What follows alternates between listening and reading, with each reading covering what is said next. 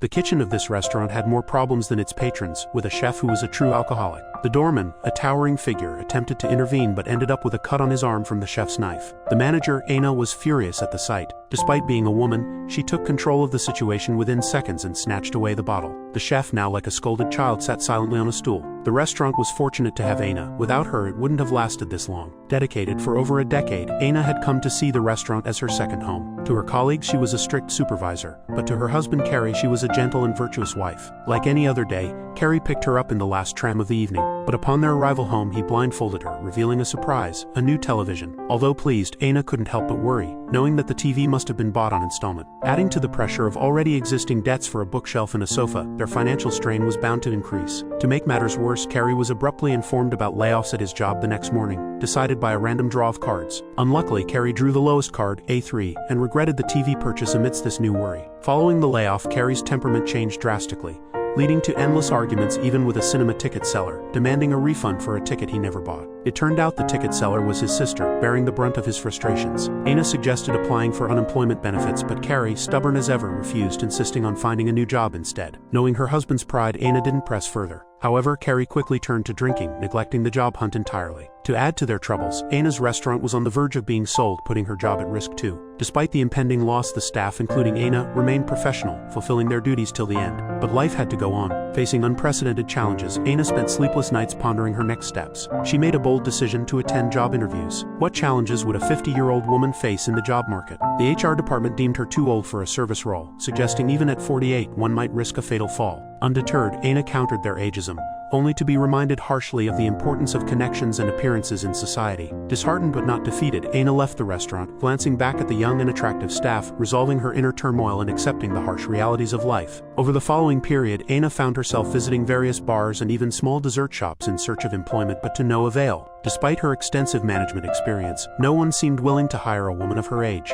Left with no other choice, Anna turned to the Human Resources Department for assistance, only to find a long queue of job seekers, with little hope for her turn to come soon. Upon hearing the news, Carrie urged her to rest while he secretly applied for a job at the bus company. Before Anna could finish preparing dinner, Carrie returned home with a bouquet of roses and a piece of beef, his expression revealing that he had found a new job. He was just one medical examination away from starting, and the salary was much higher than his previous job. This was the first piece of good news for the couple in a long time. However, their joy was premature. Carrie failed the medical examination due to near total deafness in one ear, and his driver's license was revoked, ending his ability to drive.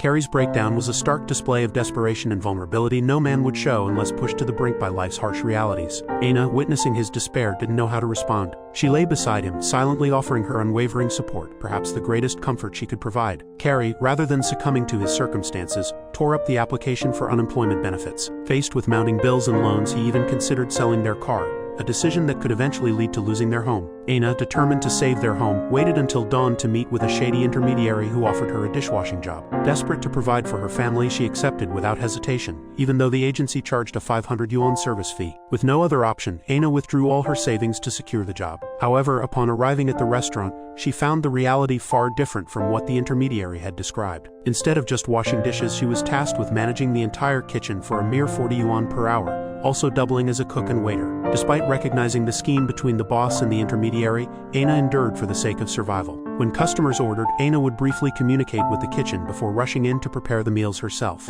Although her cooking might not match a professional chef's, it was more than sufficient for the clientele. With years of experience, Anna served her customers flawlessly, embodying true professionalism. Just when Anna thought she could settle in for a while, the tax authorities unexpectedly showed up one evening. The owner, panicked, fled the scene, leaving Anna with a threat to keep quiet. It turned out the restaurant had been evading taxes, and the tax bills given to the owner were never submitted. Anna not only lost her job but also had to cover her personal taxes due to the restaurant's tax evasion. Upon hearing this, Carrie confronted the unscrupulous boss to demand Anna's wages. The boss brushed him off, promising to mail the payment, but Carrie insisted on cash payment. This demand infuriated the boss and his associates, who stood up threateningly. Carrie, attempting to fight back, was quickly overpowered and beaten. To avoid worrying Anna, he lied about finding a job that wouldn't start for another week. Anna, unaware of the truth, felt angry and hopeless. When Carrie's injuries had healed sufficiently, He returned home with flowers to apologize, only to find the house empty and the bank staff waiting to repossess their belongings due to unpaid installments. He then learned from his sister that Anna had been staying with her. After a heartfelt conversation, Anna shared her dream of opening her own restaurant,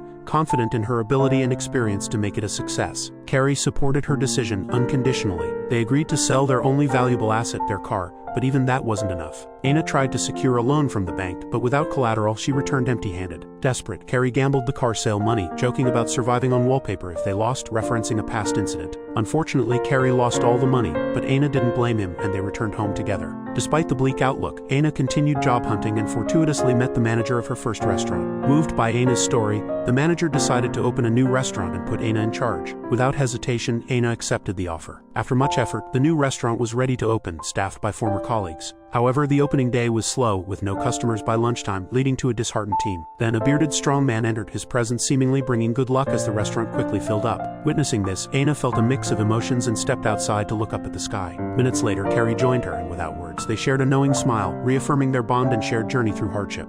Thanks for watching. Make sure you subscribe and turn on notifications so you can watch more videos like this.